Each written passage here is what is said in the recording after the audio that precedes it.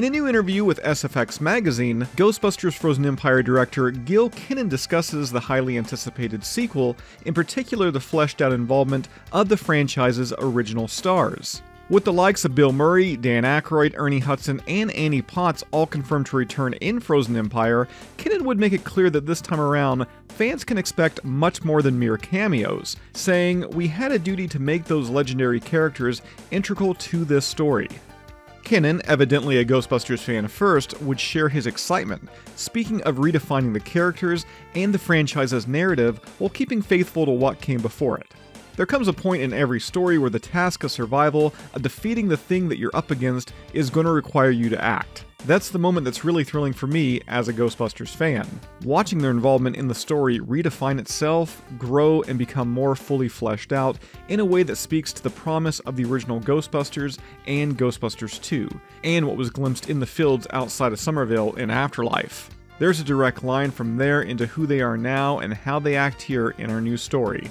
Now, in addition to the Ghostbusters themselves, Frozen Empire, it's also going to include the return of the original film's bureaucratic antagonist, Walter Peck, played by William Atherton. There's also going to be some familiar-looking spectral entities, among them oftentimes mascot Slimer, and Afterlife's adorable yet mischievous Mini Puffs. Now, these comments, they're just a small snippet from the full interview that'll be available on February 21st, again in the upcoming issue of SFX magazine. Of course, if we find anything else newsworthy, we'll be sure to report on it, so certainly stay tuned.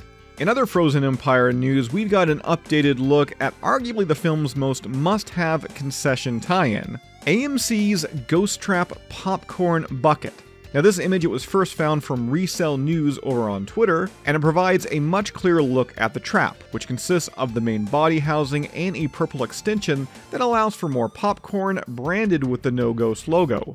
And from what we see here, the overall detail of the trap, it looks pretty good. The shown side panel, it's comprised of a faux resistor and knob and a generic warning label. There are also the caution stripe clad doors and noticeable wear marks that help make this bucket appear more like its big screen counterpart. And let me also add here, at this time there's been no official word on functionality of the trap, but from what we've heard, the extension piece made to replicate the capture sequence, it will be removable, offering a more traditional display option for those hoping to do so. Now, when it comes to this double shot of news, that's all I've got for you for this one. As always, subscribe. If you'd like to join up with Ghostbusters news, check out our Patreon page. A link to that is down below in this video's description, and we'll see you right back here next time.